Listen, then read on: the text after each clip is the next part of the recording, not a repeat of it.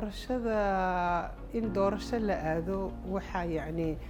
ay haweenku soo geli karaan siyaasad waxay suurto gelinaysaa in ay ka qayb qaataan hoggaanka siyaasadda dalka laakiin waxay u baahan tahay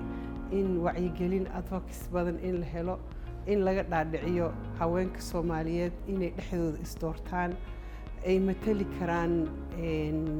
siyaasadda waddanka waxay u baahan tahay wacyigelin badan marka cilada waxay ka jirtaa haweenka dhexdooda aan fahamsanayn doorka ay siyaasadda ku yeelan karaan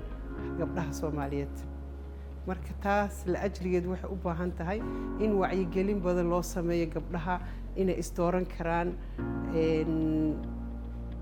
ay ku soo bixi karaan ama ay heli karaan numbarka ay markaas ayaga u baahan yihiin